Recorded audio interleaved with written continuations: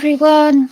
Sorry, I am so absolutely abysmally fucking late. Yeah, I lost track of time and basically my massive fucking fault. Yeah, distractions. You're right, bro, guy love. Right. You're right, brainless.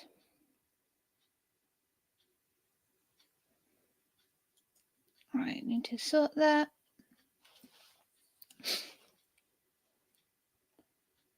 Oh, sorry, it's been a bit of a day. Yeah, you suck, brainless. How dare you? How very dare you? What am I paying you for? Oh, wait, I don't pay you. Oh, bless. Are you feeling all right? It's not Attack of the Killer headaches again, is it? Oh, I want to see that now, bro guy. Ooh. Scary shit is fun.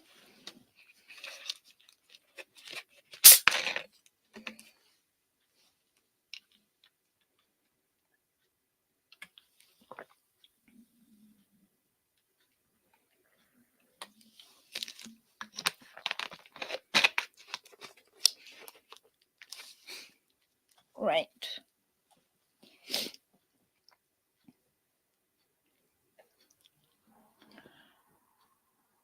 A dragon made of orphan meat.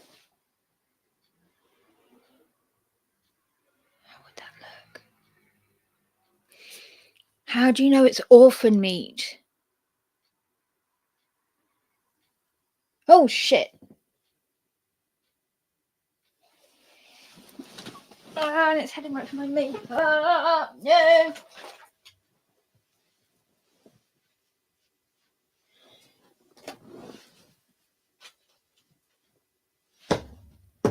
Damn it.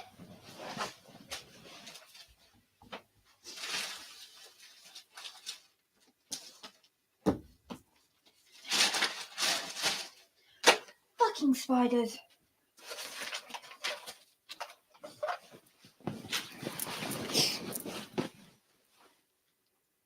Spider that big. Fuck.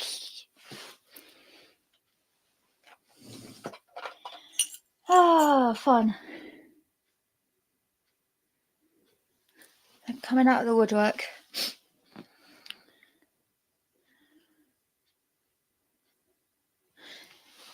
I don't mind the spiders, but when they come into my house, there are ground rules, right? Certain things that they have to abide by to live here safely. And not crawling on me or my kid is a number one rule. Number one. Number two is don't go on my fucking stuff. Yeah, Spider wants to listen to scary stories. That would be funny, that would. Right, sorry, I'm gonna grab a thing quickly. Otherwise this will annoy me all stream. Where are they?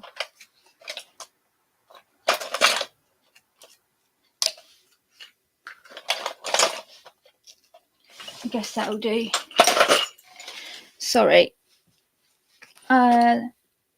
I guess maybe the poor thing did just want to listen to scary stories.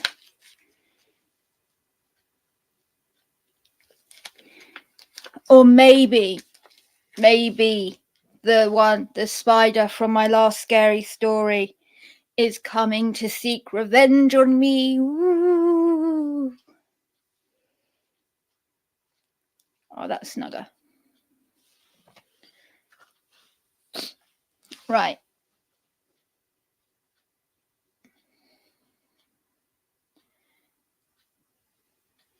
So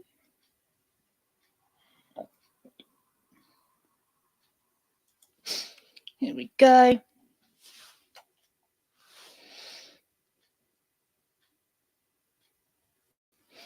It did have boobs, but its messenger spiders did not have boobs.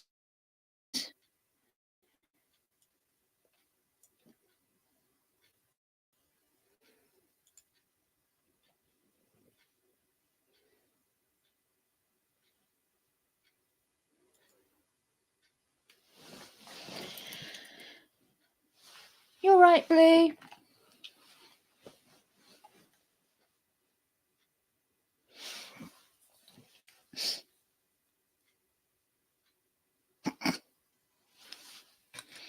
I ain't milking nothing from you, entity. I know where you fucking been. And hi, Joe.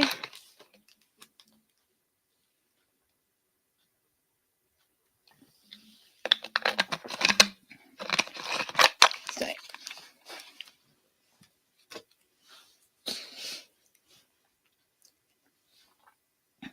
it hides its existence in the brief moments of everyday life. When you walk up your steps, alone in the dark home, the sounds of footsteps behind you, just out of rhythm with your own. You stop and look around. Nothing. Just like everyone else, you laugh it off. It was a trick of the mind, an overactive instinct left behind from an archaic way of life. But you were always wrong. And your instincts were always right. Everyone alive or dead has heard or seen the creatures. So many times in their lives it becomes natural. We have come to dismiss the sound as a creak of an old shifting house, the glimpse of its form as nothing more than an optical illusion, a sudden sound in another room, a sudden motion in the corner of your eye. For a moment, frightening, but then forgotten. I had always acted how you act. I had waved the scares away as juvenile and irrational. The sudden urge to run to your bed when the lights go out, the sudden sense of dread emanating from the darkened hallway. As kids, we were more aware of the creature's presence, less apt to brush it off as common. Perhaps that is why we refer to the fears as childish. I first learned of it from a dusty piece of parchment, a work penned by a poet long dead. I scanned the stanzas of the poem, a terrifying draft meant to pry on the primal, a horror meant to strike deep at the strange, natural aversions we have always possessed. And though, upon first reading, the poem unnerved me, I thought nothing of it. I preserved the work of fiction as I would any other that came across my desk. There it sat on the shelf of a bookcase hidden away in my personal library. But the ideas were ingrained in my imagination, and the questions endured unanswered in my psyche. The thought of the creature lingered, especially at night, whenever I awoke from a sudden, fleeting sound, when the floorboards creaked unexpectedly under my weight. Every time I felt something sinister just behind me.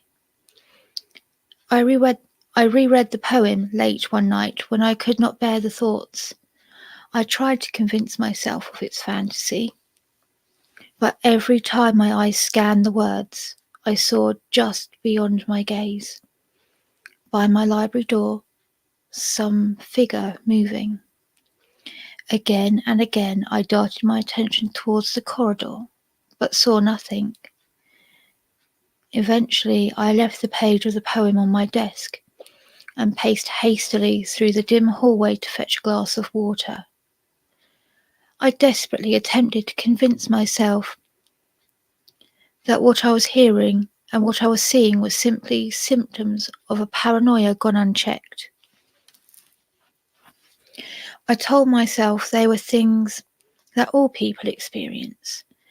They were just overreactions, a remnant of evolution, the lucidity of primal terrors. They were more than that, not just now, but always. They had always been signs, ones that we were unable or unwilling to read. Ever since I was wizened to its existence, I have been overcome by terror. For days I have remained awake, if the poem is to be believed, and despite defying all logical thought, I do believe it. I cannot afford to sleep and leave myself vulnerable.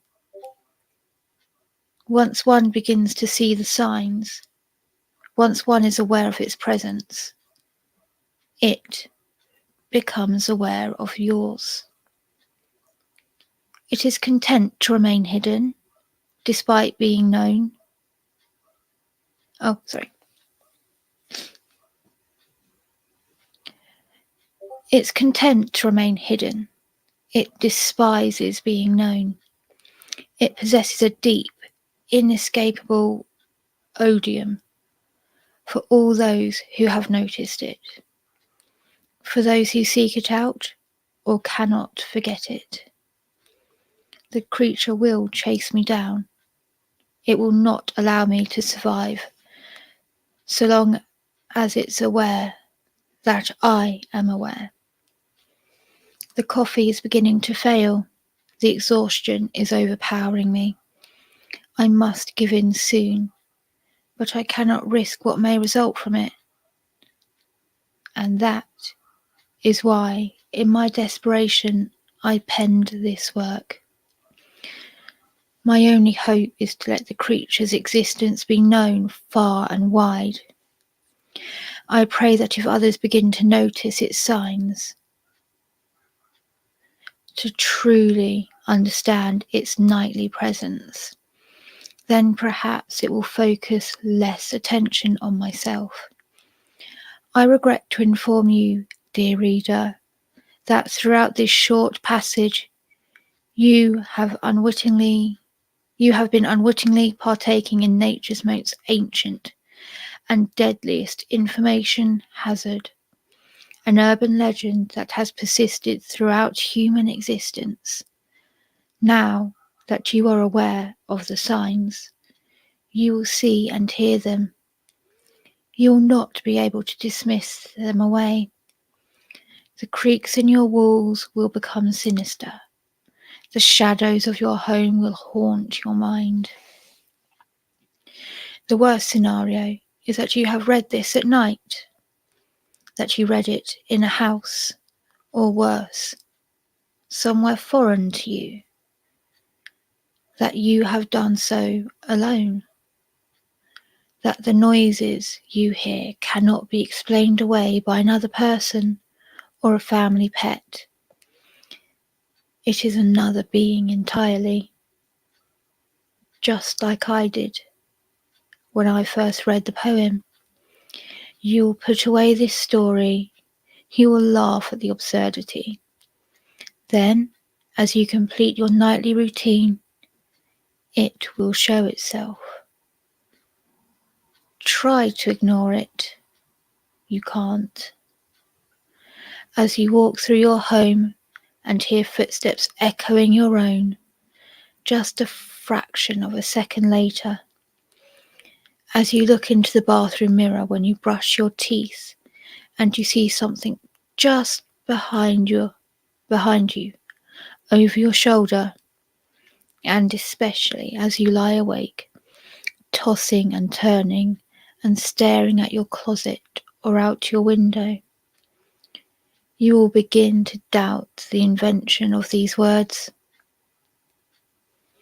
As the creature slowly stalks you from where you cannot see it, as it waits for you to fall deep into a sleep you will never awake from. Only then will you understand the true reason for our instinctual dread.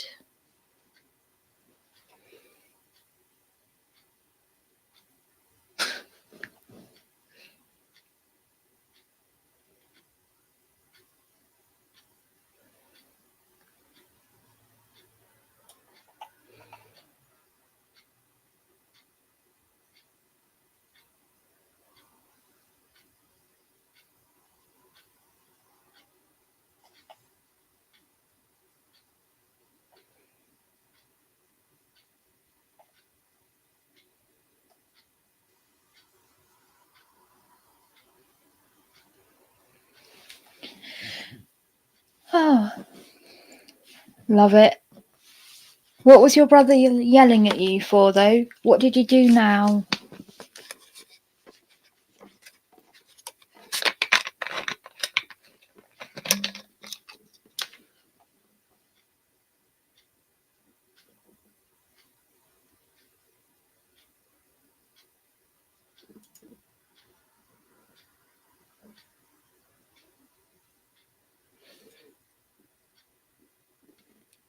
I can't remember if I've read this one or not.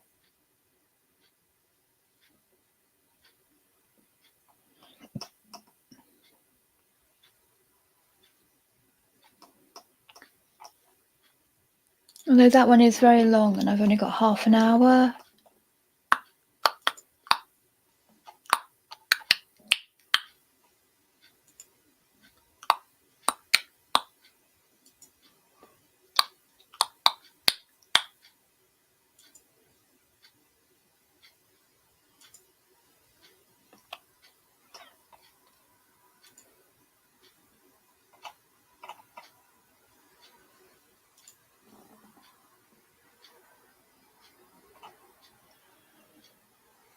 Let's see what Paranormal Reddit has for us.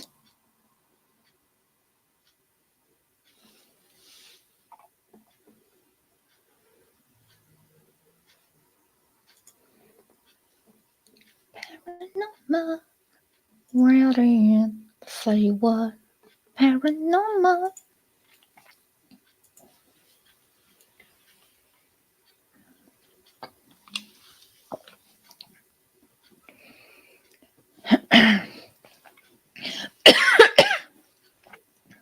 Mistake to use the wrong hand.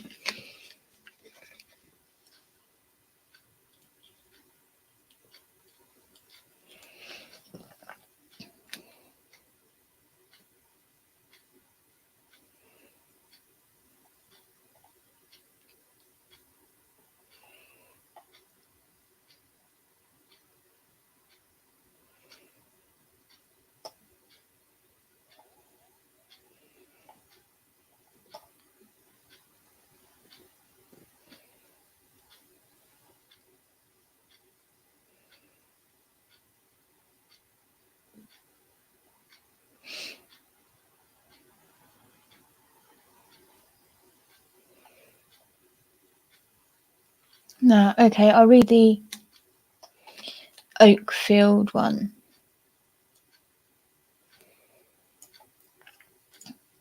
Because I honestly cannot remember if I read the other one.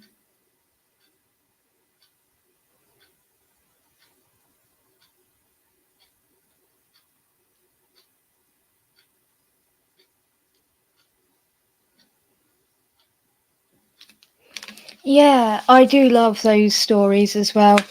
Though, downside is if you read enough of them, if you watch enough of them, they all end up covering the same story and around the same time period as well. So, like, it kind of sucks a little because it's like hearing the same story read just by different voices.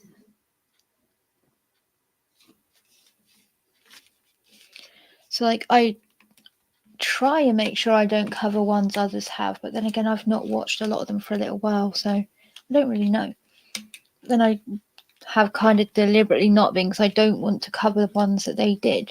Be like, oh, I like that story, I'm going to read it. Seems a bit shitty.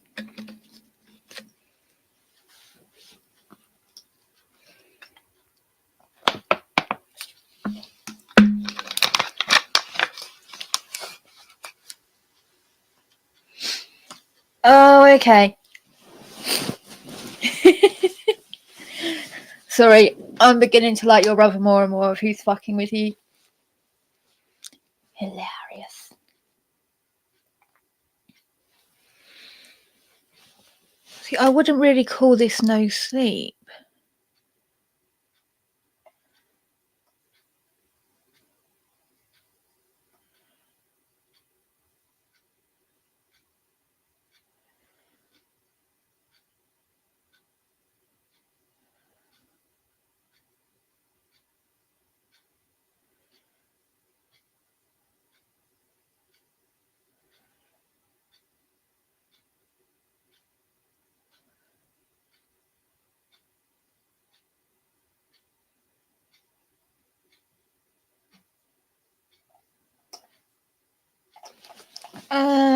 No, that one's really.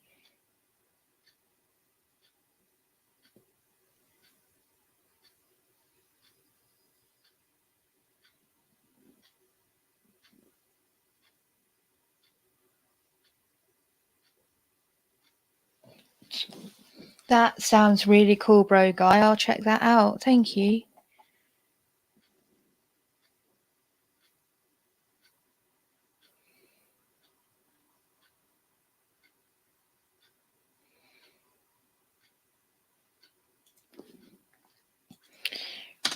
Emergency search.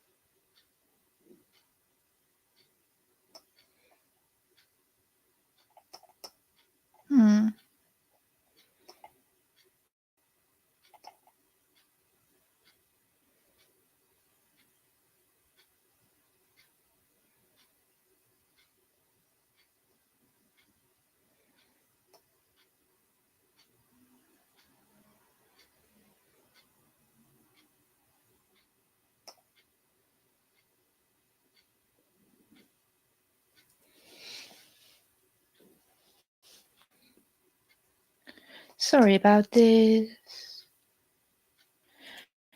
Yeah, no, maybe a bit too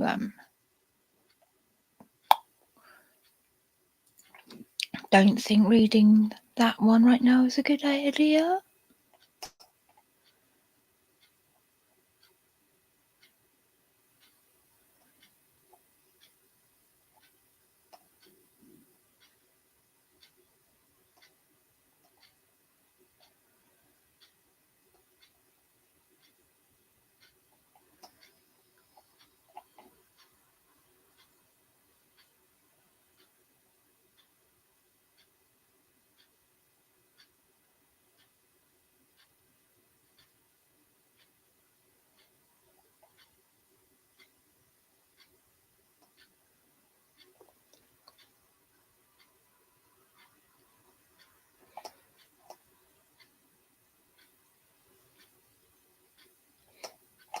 Wow, the fucking ratings go really drastic drop. It will go from like 100k. Oh, that would be why.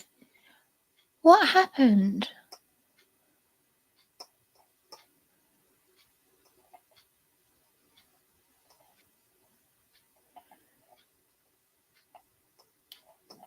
was about to say it went from like people being like, oh yeah, 27k, 24k, 13.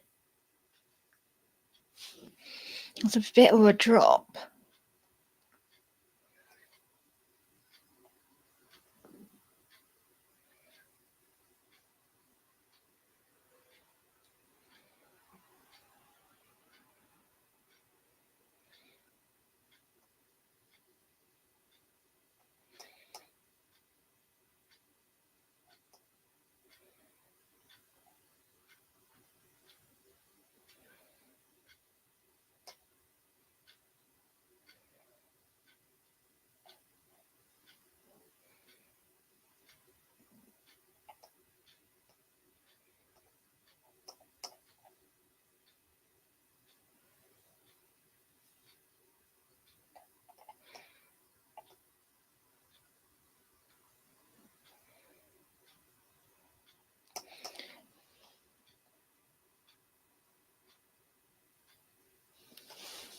Oh God, why have you got me on the big screen?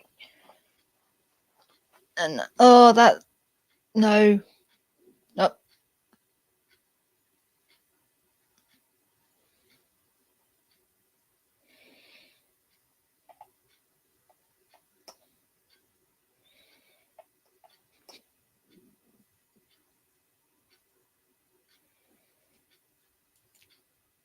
Oh, I think I remember this one.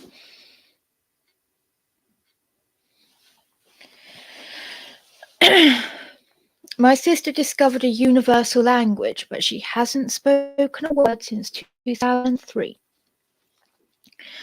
My sister is a genius.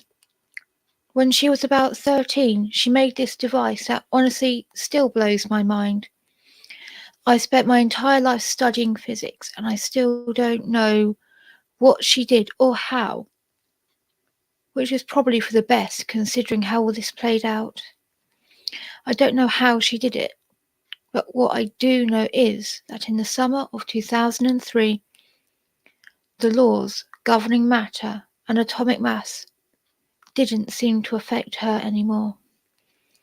She was invisible to the human eye, and she was speaking a universal language we've never been able to identify or reproduce. Before I get into this, though, have you ever seen Firefly? Allow me to quote, "I am very smart. I went to the best medic ed in Osiris, top 3% of my class, finished my internship in 8 months. Gifted is the term. So when I tell you that my little sister makes me look like an idiot child, I want you to understand my full meaning. This could have been written about me and my sisters. We come from a long line of gifted people. My father is a neurologist. My mother works for SpaceX. And my eldest sister is an artist whose work has been featured in galleries since she was 12. I'm a full-time research associate of high energy density physics at a university I cannot name without risking my career.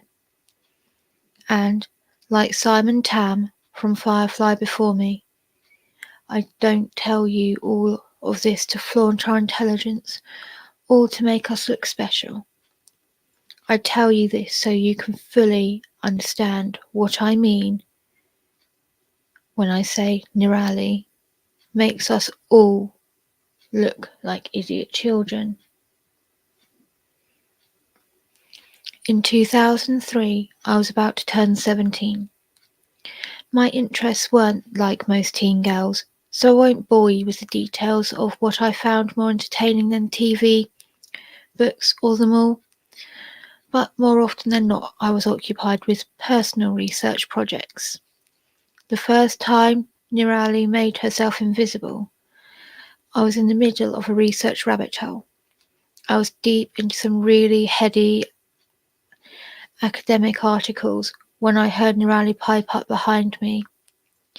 "They're wrong, you know," I groaned inwardly. We'd had the knocking talk, but she was still so bad at respecting boundaries. "Nirali, what did we say about knocking?" "Oh," she said, sounding genuinely surprised. "I didn't think about the door." "What?" I frowned and spun my chair around to look at her. My room was empty. I looked around briefly before rubbing my eyes and wondering when I had slept last, and already writing the conversation off as an auditory hallucination. An auditory hallucination, oh my God, words. Shaking my head, I started to turn back to my computer when I heard her giggle. "All right, jerkhole, where are you?" "Right here," she giggled, her voice coming directly in front of me. "What the... how? Did you hide the speakers again?" I stood up before taking a moment to really look around the room. She'd pulled a prank like this before, hiding a complex set of speakers she modified to create a confluence of sound she could manipulate. It would sound like someone was anywhere in the room, she specified. She'd even made it sound like she was moving around. It was really impressive, since she'd only been 10 at the time. This time, though, she'd either gotten much better at hiding the speakers or something else was going on.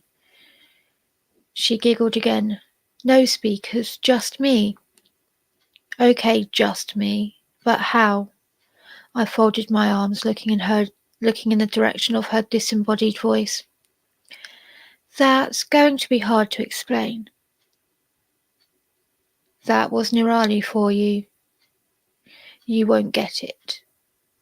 Try me, I said, because I'm stubborn.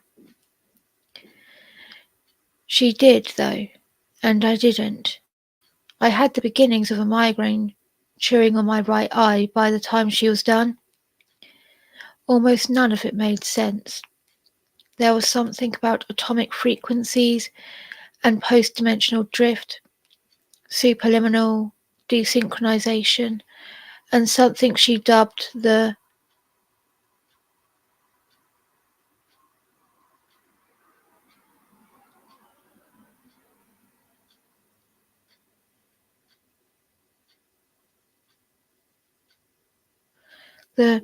something she dubbed the Planck supertemporal parallel.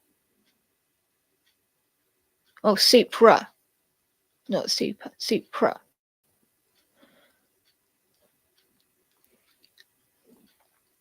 It was all way over my head. Okay, I said, rubbing my temple as I tried to digest it all. But how did you get here? I walked. Infuriating. I mean, how did you get in here? I gestured widely to the door, which was closed, and the wall around us.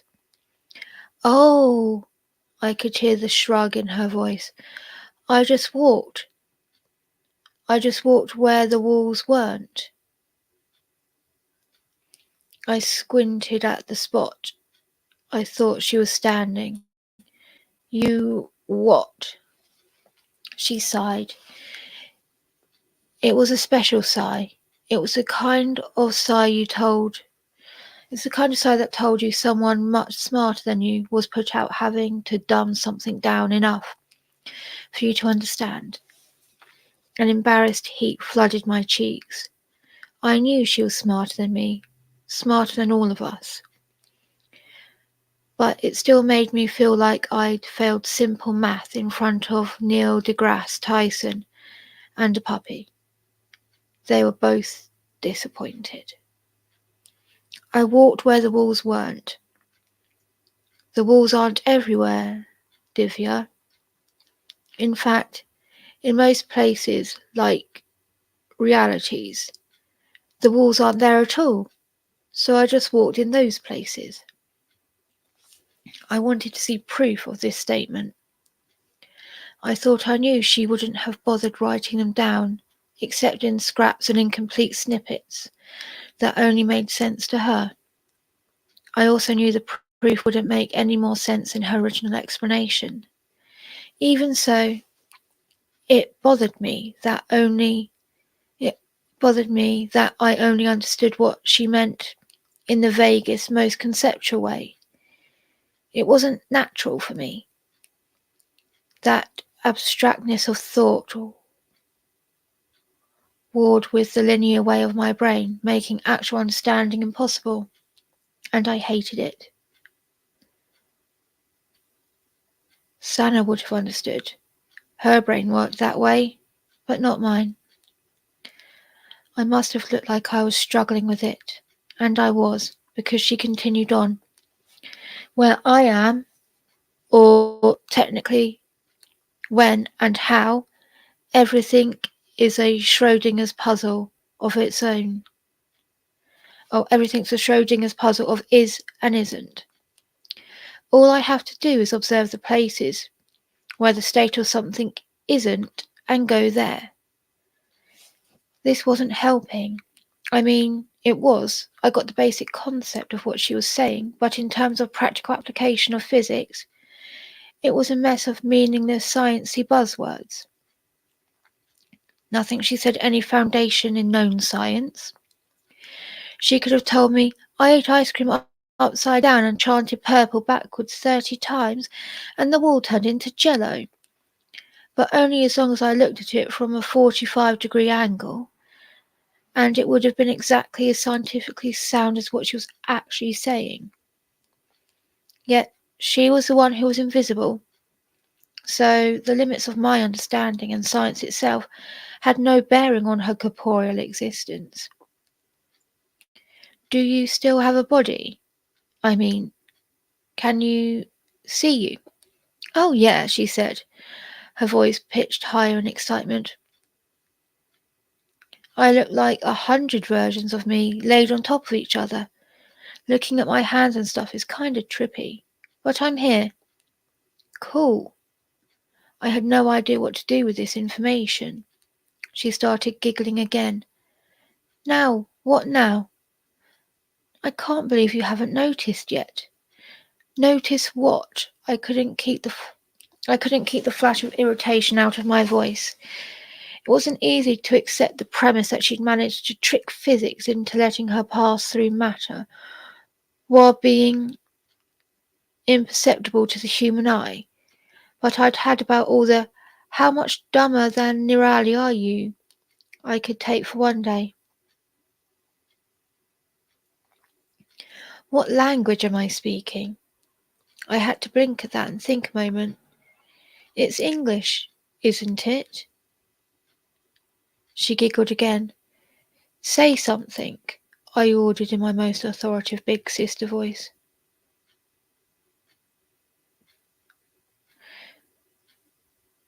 Nor again is there anyone who loves or pursues or desires to obtain pain of itself. Because it is pain, but because occasionally circumstances occur in which toil and pain can procure him some great pleasure. If I concentrated, I could tell the words she was saying didn't quite match what I was apparently translating in my head, but I couldn't hear them for what they were, except, wait, is that the Eorum Ipsum translation from De Fibius Bonorum et Malorum? She giggled again. Yep, want me to try something in Hindi? Yeah, I said, a little stunned and more than a little curious. Go for it. May he, in whose lap shines forth the daughter of the Mountain King, who carries the celestial steam on his head, on whose brow rests the crescent moon, whose throat holds poison, and whose breast is support of a huge serpent, and who is adorned by the ashes on his body. May that chief of gods, the Lord of all, the destroyer of the universe, the omnipresent Shiva, the moon-like Sankara, ever protect me. I frowned, torn between focusing on the words and trying to identify what she was quoting. I started mouthing some of the words as my mind ran back over them and gulped a little and recognition settled in. Oh my god, I can't. Did you just quote the Rancharit Manas Ayodhya Kand invocation? Another giggle. But how? That didn't sound like Hindi at all. Fascinating, she said. It didn't feel like Hindi when I said it, but I was thinking the Hindi words. What did it sound like to you? English, I guess. I mean, it didn't sound like anything, but I understood you in English. That's so cool. Can you actually hear something other than English? Kinda, I mean, almost. If I try, I can tell the sounds you're making don't match the meaning of the words I'm not hearing, but understanding. But the meaning overrides everything else, so I can't identify the individual sounds or phrases. Do you think you could identify the physical linguistics if we went word by word? It may be the processing of complete phrases prevents the identification of individual phonemes. Maybe, I said, shrugging, still tapped in awe of this aspect of her discovery. We could try it.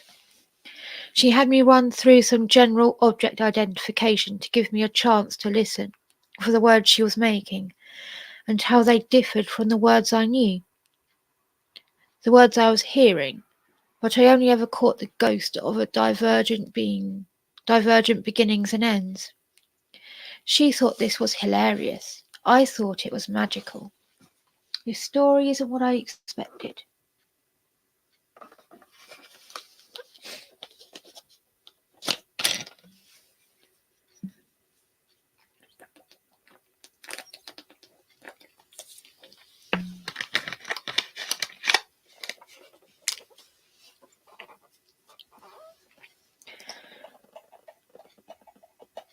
This is so long. I'm not going to be able to read this all.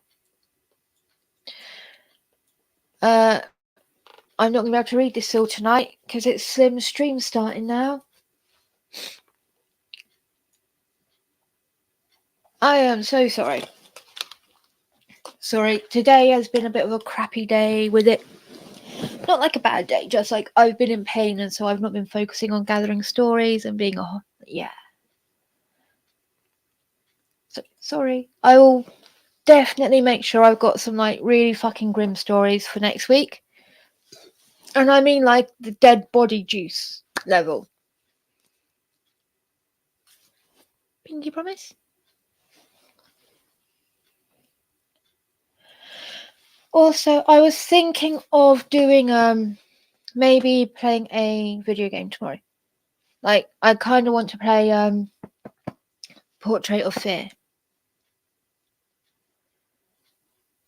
So I might do that tomorrow. I will see. Anyway, I have to run. Fuck off for the stream. So, hang on. It's easy if I move it back. There we go. Otherwise, I'm not looking over there and everything. It's weird. Yeah. So I will see you guys either tomorrow or next week. You never know. Anyway, see you later, guys. Bye.